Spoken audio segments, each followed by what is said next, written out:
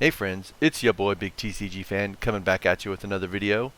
Welcome back to our next video in the Ranking the Set series. Today we will review the next set past Ice Age to have legendary creatures, Homelands. This set is a notoriously bad mess of a set, and its legendary creatures are no different. The set was released in July of 2006 and had 14 different legendary creatures printed in it. Let's get started. I will not be giving out an honorable mention as all these legendary creatures just aren't very good. So let's go right to number 10, where we have Grandmother Sengair.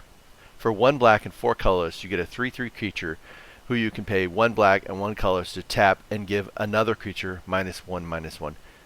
This card is just a bad version of the skeleton ship from Ice Age, but without access to mana blue.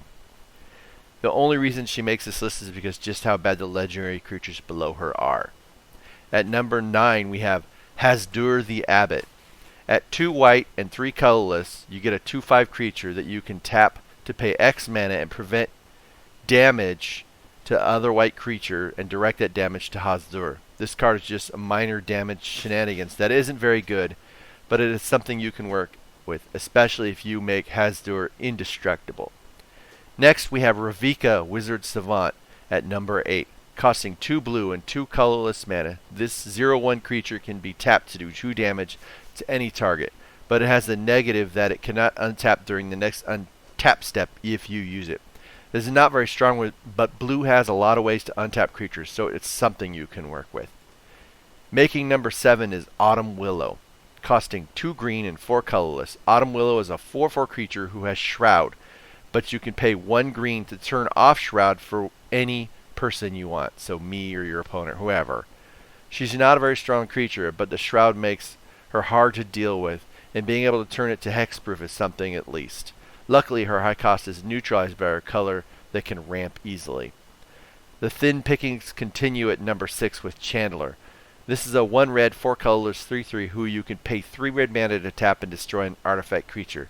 The plan with him would be to turn creatures and artifacts and then blast them. It could be a minor control strategy with red, but it isn't the best. And number 5 we have the opposite of Chandler with Joven.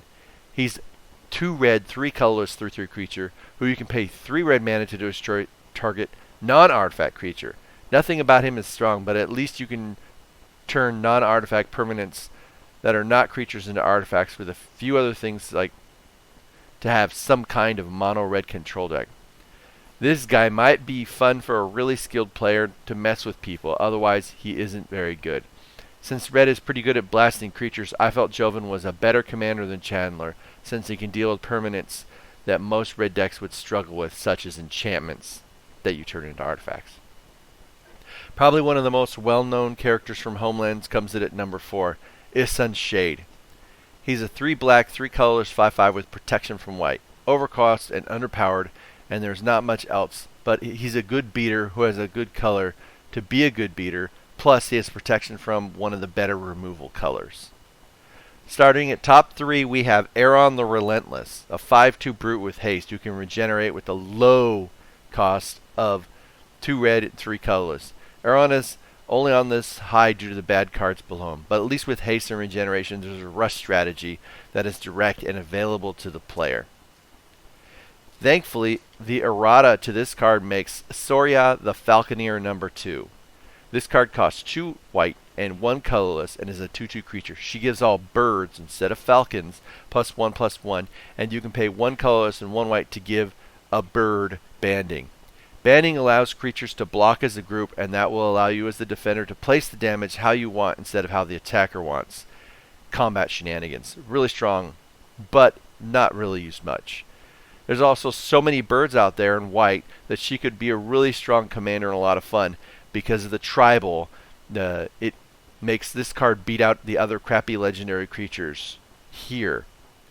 It should be clear who our number 1 big bad guy is. That of course being Baron Sengair. For 3 black and 5 colors you get a 5/5 flying creature who gets +2/+2 whenever a creature he damages dies. Plus you can tap him to regenerate another target vampire.